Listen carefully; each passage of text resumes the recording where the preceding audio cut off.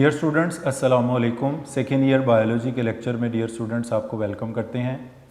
Dear students, previous lecture में हमने transcription के टॉपिक को स्टार्ट किया था और ये टॉपिक अभी चल रहा था, हमने इसको मुकम्मल नहीं किया था। आज हम इस टॉपिक को कंप्लीट करेंगे। डियर स्टूडेंट, ट्रांसक्रिप्शन की हम डेफिनेशन पढ़ चुके हैं, synthesis of RNA from DNA with the help of RNA polymerase enzyme. फिर इसमें डीएनए के दो स्ट्रैंड में से जिस स्ट्रैंड की ट्रांसक्रिप्शन होती है इसको हम कहते हैं टेम्पलेट या एंटीसेंस स्ट्रैंड, जिसकी नहीं होती इसको कहते हैं कोडिंग या सेंस स्ट्रैंड इसको बोलते हैं।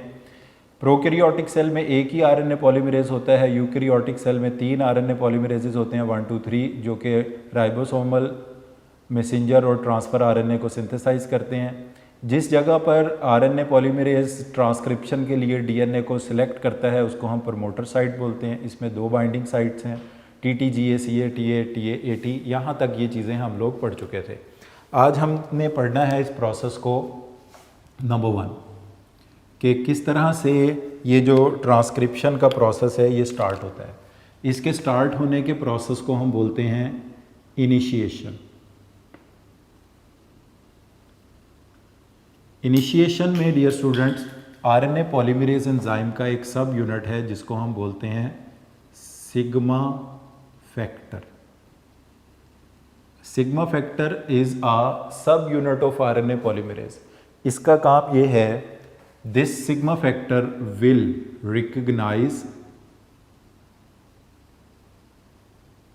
Recognise the promoter site.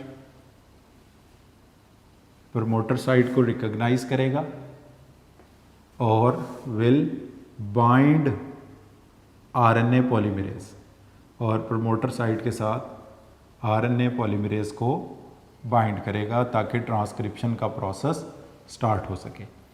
इसके बाद once this process is started, एक बार ये प्रोसेस शुरू हो गया तो ये प्रोसेस कंटिन्यू रहेगा। इसके कंटिन्यू रहने को हम बोलते हैं इलोंगेशन। और इलोंगेशन जो है इसकी डायरेक्शन होती है 5 प्राइम टू 3 प्राइम, और इसमें new nucleotides are added to the 3 end के ऊपर नए न्यूक्लियोटाइड्स ऐड होते हैं। और इसमें भी एक सब यूनिट आरएनए पॉलीमरेज का एंजाइम का इन्वॉल्व होता है जिसको हम नाम देते हैं इलोंगेशन फैक्टर का। ठीक है जी, तो इलोंगेशन फैक्टर इसमें इन्वॉल्व होती है। 5 प्राइम टू 3 प्राइम इसमें कंटिन्यूसली न्यूक्लियोटाइड ऐड करता रहता है। उसके बाद जब ये जीन की आरएनए की सिंथेसिस कंप्लीट हो जाती है तो इसके बाद ये प्रोसेस ख़त्म होता है। इस फेज़ को हम कहते हैं टर्मिनेशन। अब टर्मिनेशन के लिए जो सिग्नल हैं वो ये हैं, जीसी बेस पेयर्स आते हैं, बहुत सारे जीसी बेस पेयर्स आते हैं, एंड ये जीसी बेस पेयर एक्ट करते हैं लाइक अ हेयर पिन। जिस तरह ये बालों में एक पिन को आप लगाते हैं, इस तरह से यूँ कह लें कि जहाँ पर ये जीसी बेस पेयर आ गए ये प्रोसेस वहाँ पे टक्ड हो जाएगा, रुक जाएगा। Followed by eighty base pair. In GC base pair के बाद क्या आएंगे? Eighty base pairs. अच्छा, और आरएनए के अंदर 4 और मोर, 4 या इससे ज़्यादा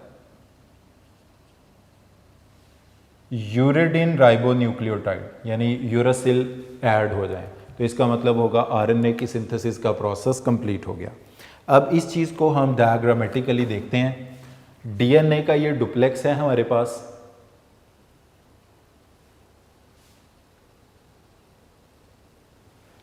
ये डीएनए का डुप्लेक्स है। इसका हम कह देते हैं फॉर एग्जांपल यहाँ पे 5 प्राइम है, ठीक है, और यहाँ पर इसका क्या होगा 3 प्राइम।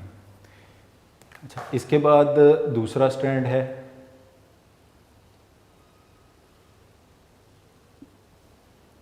इस स्ट्रैंड का इधर होगा 3 एंड, तो इधर होगा इसका 5 and, 2 opposite anti parallel strands हैं। अब यहाँ से ट्रांसक्रिप्शन का प्रोसेस चल रहा है, और ट्रांसक्रिप्शन के प्रोसेस में फॉर एग्जांपल यहाँ पर ये आरएनए की, इस आरएनए को हम कहते हैं, इधर ये न्यूक्लियोटाइड्स हैं, इधर भी न्यूक्लियोटाइड्स हैं, और यहाँ पर ये हम एक एरो लगाएंगे और यहाँ पर भी हम ये एक एरो लगाएंगे।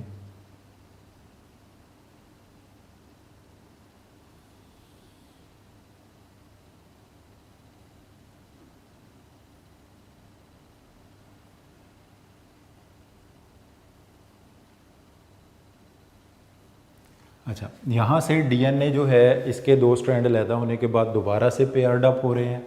इस पार्ट को कहा जाएगा रीवाइंडिंग।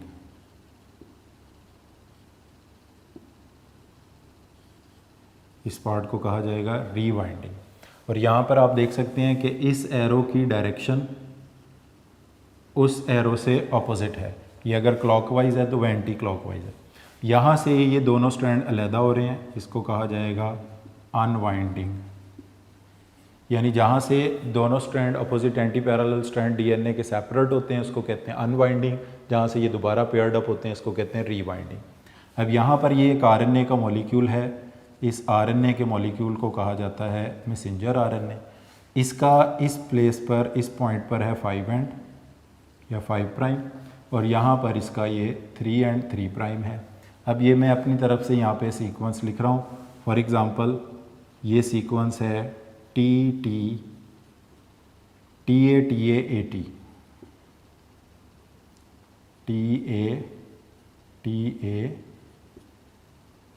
ए टी टाटा एड, जिसको हमने -10 सीक्वेंस कहा था। और इसके बाद चल के कहीं पर वो सीक्वेंस आती है TTGACA, वो जिसको हमने कहा था प्रमोटर साइट के अंदर बाइंडिंग साइट है जहाँ से ये प्रोसेस इनिशिएट होगा। अब इसके बाद ये और इसको जो ये एंजाइम इसको चला रहा है, इस एंजाइम का नाम है RNA पॉलीमरेज। और इस इलोंगेशन के प्रोसेस के दौरान जहाँ पर आप देख रहे हैं कि 2 स्ट्रैंड डीएनए के लैदा हुए हैं, आरएनए सिंथेसाइज होने के बाद बाहर की तरफ प्रोट्रूड कर रहे हैं, इस प्लेस को हम बोलते हैं ट्रांसक्रिप्शन बबल।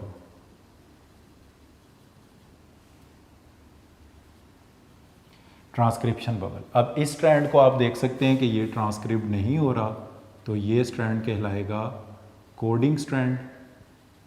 और ये स्ट्रैंड ट्रांसक्रिप्ट हो रहा है तो ये स्ट्रैंड कहलाएगा टेम्पलेट स्ट्रैंड। और कोडिंग स्ट्रैंड को सेंस स्ट्रैंड भी कहा जाता है और टेम्पलेट स्ट्रैंड्स को एंटी सेंस स्ट्रैंड भी कहा जाता है। तो डियर स्टूडेंट्स, ट्रांसक्रिप्शन का प्रोसेस जो है वो 3 मरहलों में होता है। पहले मरहले को हम कहते हैं इनिशिएशन। इनिशिएशन का प्रोसेस जो है इसका मतलब ये होता है आरएनए पॉलीमरेज एंजाइम का एक सब यूनिट जिसका नाम है सिग्मा फैक्टर, ये रिकॉग्नाइज करता है प्रमोटर साइट को, जो कि 2 हैं, हम पढ़ चुके हैं, TAT और TTGACA।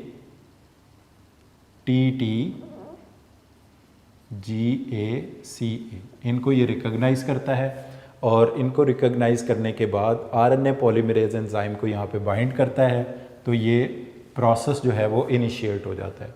उसके बाद ये प्रोसेस आगे कंटिन्यूसली चलता रहता है, एक एक करके न्यूक्लियोटाइड ऐड होते हैं। डायरेक्शन इसकी 5 प्राइम टू 3 प्राइम होती है, इसका मतलब है new nucleotides are added to the 3 prime 3 end. और इसको हम कहते हैं इलोंगेशन फैक्टर, जो कि एक और सब यूनिट है आरएनए पॉलीमरेज एंजाइम का, जहाँ से ये टेम्पलेट और कोडिंग स्ट्रैंड एक दूसरे से ये सेपरेट हुए हैं, आरएनए बन रहा है, आउटवर्ड प्रोट्रूड कर रहा है, इस प्लेस को कहा जाता है ट्रांसक्रिप्शन बबल। अब ये प्रोसेस टर्मिनेट कब होता है? जब गवानीन साइटोसिन के बेस पेयर्स आते हैं, उनके ये एक्ट करते हैं लाइक अ हेयर पिन। इसके बाद एडेनिन थायामीन के बेस पेयर्स आते हैं, और एडेनिन थायामीन के बेस पेयर्स आने का मतलब होता है 4 या इससे ज़्यादा यूरिडीन राइबोन्यूक्लियोटाइड जब मैसेंजर आरएनए में ऐड हो जाएं, तो ये मैसेंजर आरएनए की या आरएनए की सिंथेसिस का प्रोसेस यहाँ पे मुकम्मल हो जाता है। तो इस पार्ट को ज़रा बुक से देख लें, फिर उसके बाद इसकी प्रोटेक्शन की तरफ चलते हैं हम। पेज नंबर 142 का 2nd पैराग्राफ से हम देखेंगे। सबसे पहले ये पार्ट है इनिशिएशन का। The binding of RNA polymerase to the promoter is the first step. First step मतलब initiation. in the gene transcription, one of the subunit of RNA polymerase that is sigma factor. इसको underline कर लें कि transcription के process को initiate कौन करता है, sigma factor is responsible for correct initiation of process. Once the transcription has started the sigma factor is release, वो रिलीज़ हो जाएगा. यानी इसका काम के इसने प्रमोटर साइट्स को रिकॉग्नाइज किया, आरएनए पॉलीमरेज को बाइंड कर दिया, अब उसके बाद सिग्मा फैक्टर रिलीज़ हो जाएगा. रिमेनिंग पार्ट ऑफ दी यानी कोर एंजाइम जो है वो, कोर एंजाइम मतलब वो मूव करेगा अलोंग द टेम्पलेट और एक ट्रांसक्रिप्शन बबल क्रिएट कर देगा. यानी यहाँ से इलोंगेशन का प्रोसेस शुरू हो गया. The DNA strands open up. Open up का मतलब ये होता है अनवाइंडिंग और दोबारा पेयर्ड होने का मतलब होता है rewinding. Open up at the place where enzyme is attach. Template और कोडिंग स्ट्रैंड एक दूसरे से जहाँ पे सेपरेट हैं, इस पूरे बबल को हम कहते हैं ट्रांसक्रिप्शन बबल, इसका नाम दिया जाता है. इसके बाद डियर स्टूडेंट्स आप देख सकते हैं कि transcription bubble move down the DNA living the growing strand of RNA from the bubble. ये बबल से आरएनए का ग्रोइंग स्ट्रैंड बाहर निकलता जा रहा है, बाकी ये पूरा ट्रांसक्रिप्शन बबल आगे मूव करता जा रहा है. आगे इसके बाद आ गया स्टॉप सीक्वेंस यानी termination. Stop sequence end of the gene में terminate the synthesis of mRNA. Simple इसका जो स्टॉप सिग्नल है वो जीसी बेस पेयर्स हैं, गवानिन साइटोसिन के पेयर हैं, followed by eighty base pair, जिसके बाद एडेनिन थायमिन के पेयर्स आएंगे और जीसी बेस पेयर एक्ट करेंगे लाइक अ हेयर पिन के. यहाँ से अब आगे ये प्रोसेस टर्मिनेट हो जाएगा और आरएनए के अंदर 4 और मोर यूरिडीन राइबोन्यूक्लियोटाइड्स ऐड हो जाएं तो ये प्रोसेस जो है ये टर्मिनेट हो जाएगा. अब डियर स्टूडेंट्स यहाँ पर जब ये मैसेंजर आरएनए सिंथेसाइज होगा तो this RNA will be released in the cytoplasm directly in the prokaryotic cell. While in case of the eukaryotic cell, this RNA, messenger RNA, will be released from the nucleus to cytoplasm. It has to go to the ribosome and it has to pass through a long journey. इसका एक and है 5 prime और दूसरा and है इसका 3 prime. इसके 5 prime and को protect करने के लिए यहाँ पर मौजूद होता है इसका कैप. कैप को केमिकली हम कहते हैं 7 मिथाइल GTP. अच्छा, ये 7 मिथाइल GTP जो है ये लिंकेज बनाता है 5 प्राइम टू 5 प्राइम. इसका मतलब ये है कि मैसेंजर आरएनए का ये 5 एंड है, 7 मिथाइल GTP का जो 5वां कार्बन यानी फॉस्फेट ग्रुप वाला एंड है वो इसके साथ जुड़ा हुआ है. फिर ये जो इसका 3 एंड है इसको प्रोटेक्ट करता है tail. Tail is poly A. बहुत सारे एडेनिन जो हैं वो यहाँ पर लग जाते हैं, इसको हम कहते हैं पॉली ए. तो डियर स्टूडेंट मैसेंजर आरएनए के 2 एंड हैं, एक है 5 एंड और दूसरा है 3 एंड. तो 5 end is protected by the cap and the 3 end is protected by the tail. Tail is chemically poly A while the cap is chemically 7 methyl GTP. अब ये जिन एंजाइम से इनको प्रोटेक्ट करते हैं उनके नाम हैं न्यूक्लिएजेस और फॉस्फेटेजेस. तो जो एंजाइम प्रोटेक्ट करेंगे मैसेंजर आरएनए को उसके नाम है न्यूक्लियस एंड फॉस्फेटेज. न्यूक्लियस इसलिए क्योंकि ये न्यूक्लिक एसिड को हाइड्रोलाइज करता है, फॉस्फेटेज इसलिए क्योंकि ये फॉस्फोडाइस्टर बॉन्ड को हाइड्रोलाइज करता है. तो इसके बाद डियर स्टूडेंट्स अब आपने ये याद रखना है कि प्रोकैरियोटिक सेल में बनने वाला RNA messenger RNA directly release हो जाता है साइटोप्लाज्म में, जबकि यूकैरियोटिक सेल में बनने वाले को एक लॉन्ग जर्नी क्रॉस करनी है न्यूक्लियस से cytoplasm and then to the ribosome. तो इसको मुख्तलिफ एंजाइम नुकसान पहुंचा सकते हैं. उनसे बचाने के लिए वो एंजाइम कौन से हैं जो नुकसान पहुंचा सकते हैं, उनका नाम है न्यूक्लिएजेस एंड फॉस्फेटेजेस. और इनसे प्रोटेक्ट करने के लिए इसके 5 एंड को प्रोटेक्ट करता है 7 मिथाइल GTP जिसको कैप कहा जाता है, और इसके 3 एंड को प्रोटेक्ट करता है पॉली ए. पॉली ए का मतलब है बहुत सारे एडेनिन. तो ये डायग्राम के नीचे वाला जो पैराग्राफ है इसको अब ज़रा आप देख लें. In bacteria the newly synthesised messenger RNA is directly release in the cytoplasm when it is converted into polypeptide chain. In eukaryotic cell यही आपको बताया कि ये डायरेक्ट रिलीज हो जाता है प्रोकैरियोट में cytoplasm. In eukaryote however it has to travel long distance from inside the nucleus to ribosome outside in the cytoplasm. The eukaryotic messenger RNA therefore modified in several ways to aid the journey.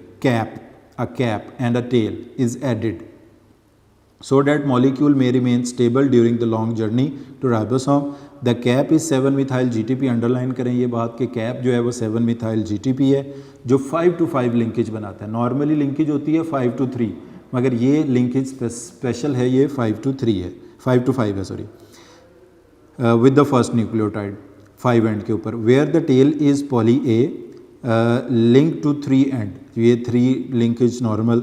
This cap and tail, ये underline करनी है बात, protect the messenger RNA from these 2 enzymes जिनका नाम है nucleases and phosphatases. तो dear students, ये topic बहुत इंपॉर्टेंट टॉपिक है लॉन्ग क्वेश्चन के हवाले से. इसमें जो चीज़ें आप याद रखेंगे और जिस तरह इसको अटैम्प्ट करेंगे वो सीक्वेंस यही है इसकी कि पहले इसको डिफ़ाइन करेंगे, फिर इसके साथ कोडिंग और टेम्पलेट स्टैंड आ जाएगा, फिर आरएनए पॉलीमरेज एंजाइम की 3 टाइप्स आ जाएंगी, फिर प्रमोटर साइट, उसके अंदर बाइंडिंग साइट, फिर ये 3 स्टेप्स हैं, इनिशिएशन, इलोंगेशन, टर्मिनेशन, साथ ये diagram and how the RNA is protected. इसमें ये आप बताएंगे कि कैप क्या होता है और इसकी टेल क्या होती है और ये कौन कौन से एंजाइम से इसको प्रोटेक्ट करता है, और साथ इसकी ये डायग्राम है जिसको आप अच्छी तरह से लेबल करके प्रॉपर्ली ड्रॉ करेंगे. तो डियर स्टूडेंट्स, ट्रांसक्रिप्शन का प्रोसेस यहाँ पर मुकम्मल हो गया. इसके बाद एक छोटा सा टॉपिक है हमारे पास जेनेटिक कोड का, उसको हम डिस्कस करते हैं.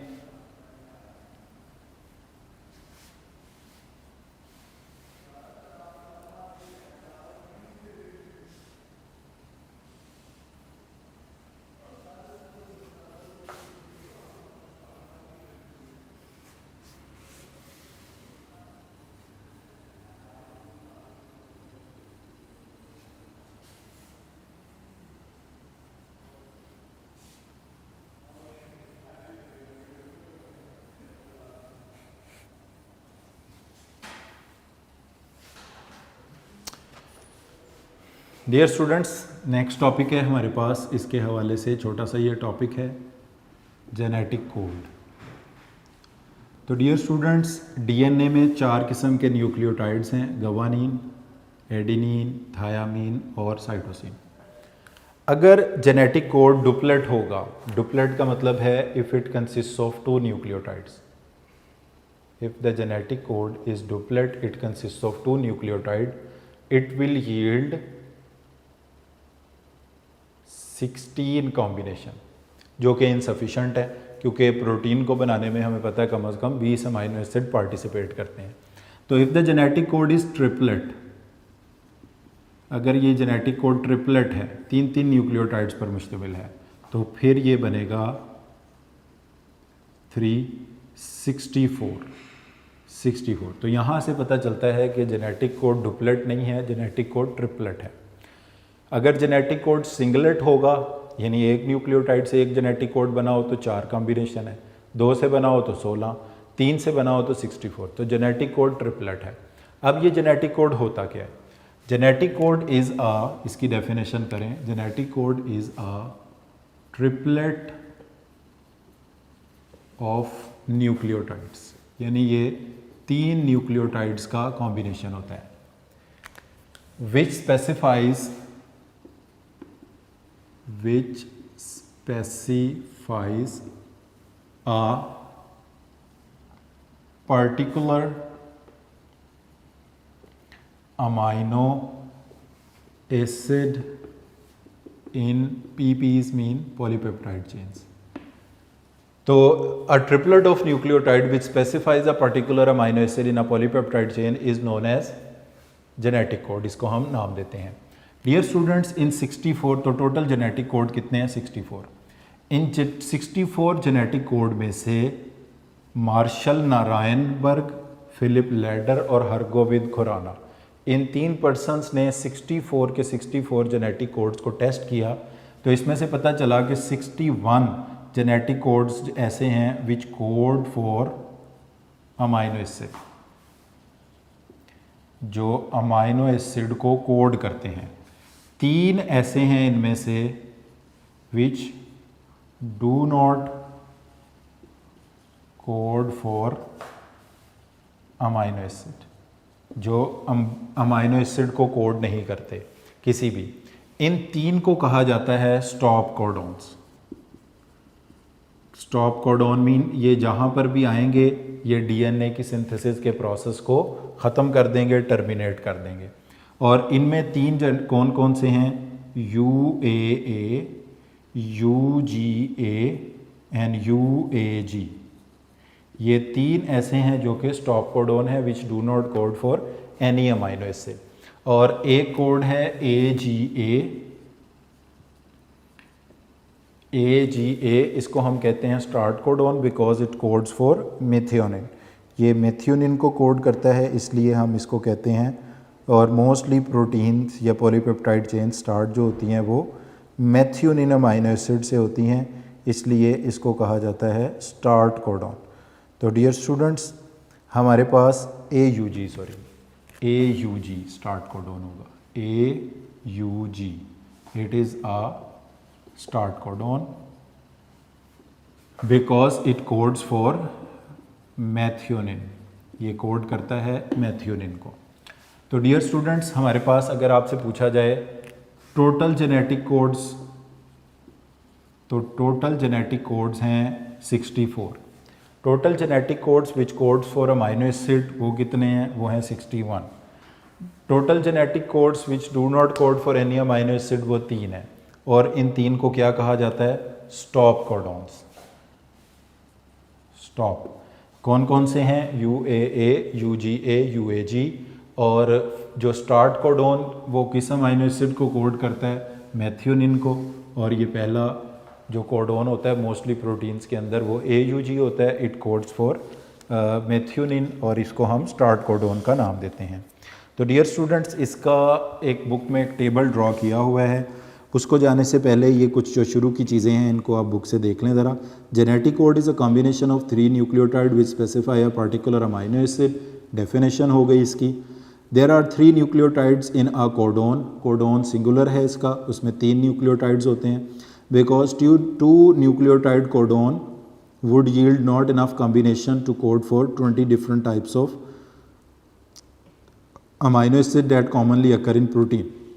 With DNA nucleotide guanine, cytosine, thymine, adenine, only 16 combination पैदा होते अगर ये डुप्लेट होता।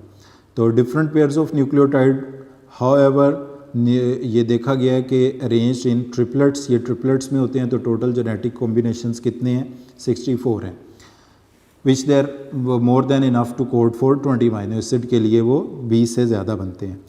अच्छा, इसमें फिर आफ्टर क्रिक्स इनिशियल एक्सपेरिमेंट, ये 3 पर्सन हैं, इनके नाम अंडरलाइन करें, Marshall Nirenberg, Philip Leder, Hargobind Khorana. They और टेस्टेड ऑल 64 जेनेटिक कोड्स जो कि ट्रिपलेट्स ऑफ कोडॉन इन्होंने टेस्ट किए। और ये एक सिस्टम है using them to synthesise a protein और अमाइनो एसिड tRNA कॉम्प्लेक्स। ये एक एंजाइम है अमाइनो एसिड tRNA कॉम्प्लेक्स जो कि ट्रांसलेशन के प्रोसेस में इन्वॉल्व होता है, जो ट्रांसफ़र RNA के साथ अमाइनो एसिड को अटैच करता है। तो इसका आगे चल के जिक्र आएगा इन डिटेल, वहाँ पर इसको देख लेंगे। Full genetic code was determined during 60s, ये इसका टेबल दिया हुआ है। 64 जेनेटिक कोड्स में से ये 3 स्टॉप हैं, UAA, UAG, UGA, because they do not code for any amino acid, इसलिए इनको नॉनसेंस कोडॉन्स या स्टॉप कोडॉन्स कहा जाता है। These codons are usually present at the end of the gene, जहाँ पर ये प्रोटीन सिंथेसिस का प्रोसेस ख़त्म होना होता है। फिर AUG, ये स्टार्ट कोडॉन है, ये कोड करता है मेथियोनिन को। अब इसको लिखने का एक तरीकाकार ये है, इसका टेबल बनाने का, UCAG, ये एक सीक्वेंस है, आप इसको याद रख लें। यूसैज भी कहते हैं इसको, UCAG।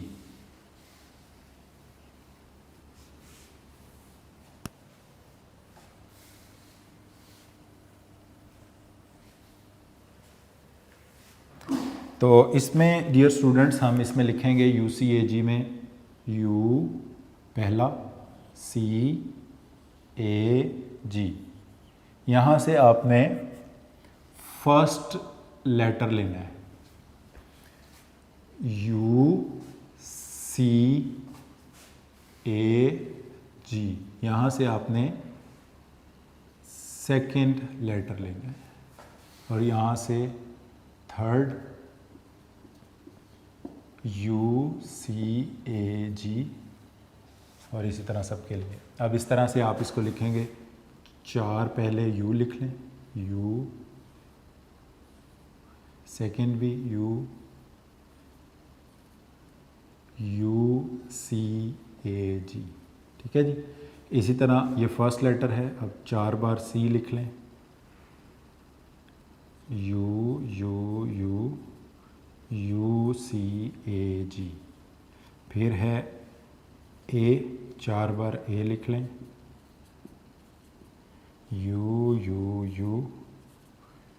UCAG। और पहला लेटर है G, 4 बार G लिखें, UCAG। तो डियर स्टूडेंट्स, ये आप देख सकते हैं कि ये एक हमारा कॉलम कंप्लीट हो गया। 4 ये 16, तो एक कॉलम के अंदर ये 16 जेनेटिक कोड हैं। अब इनका भी फर्स्ट लेटर यही होगा, U, इनका भी फर्स्ट लेटर यही होगा, U, इनका भी फर्स्ट लेटर यही होगा, U। इनका सेकंड लेटर होगा C, UCAG, A, UCAG, G, UCAG। तो इस तरह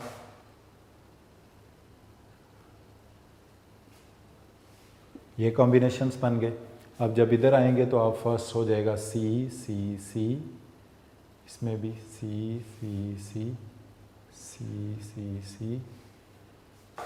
सेकेंड भी C होगा, UCAG, A, UCAG, G, UCAG। तो ये कॉम्बिनेशंस बन गए। इस तरह ये बाकियों को भी आप फिल कर लेंगे, इन लाइंस को।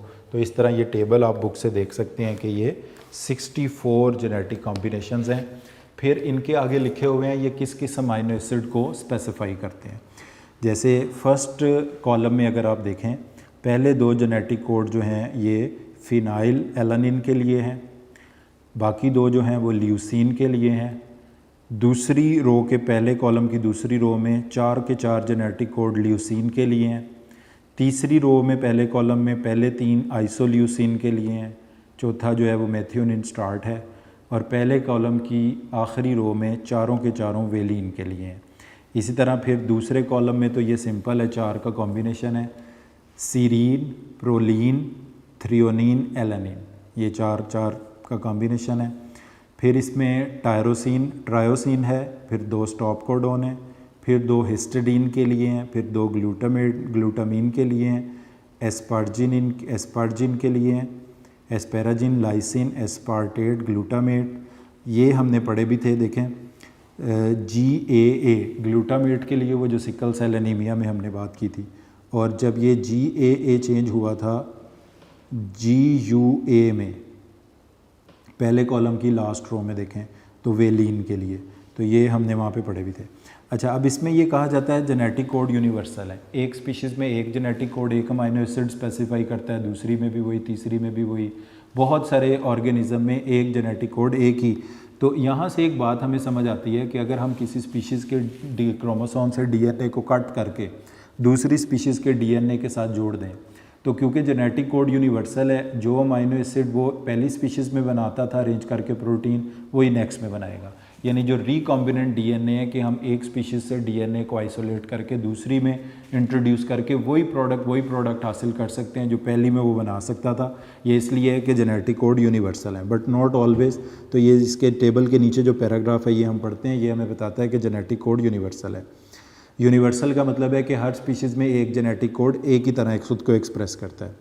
Genetic code is universal is the same is almost in all organism. For example AGA या आर्जिनिन एंड अमाइनो एसिड को स्पेसिफाई करते हैं in bacteria, in human and all other organism whose genetic code has been studied, जो अभी तक study किए जा चुके हैं। Because of the universality of genetic code gene can be transferred from one organism to another. इसी वजह से हम जीन को एक ऑर्गेनिज्म से दूसरे में ट्रांसफ़र कर सकते हैं and B successfully transcript and translated into the other. मगर जेनेटिक कोड हमेशा यूनिवर्सल नहीं है, नॉट ऑलवेज यूनिवर्सल। उसकी कुछ रीज़न्स हैं, वो रीज़न्स हम ये यहाँ पर देखते हैं कि एक जेनेटिक कोड है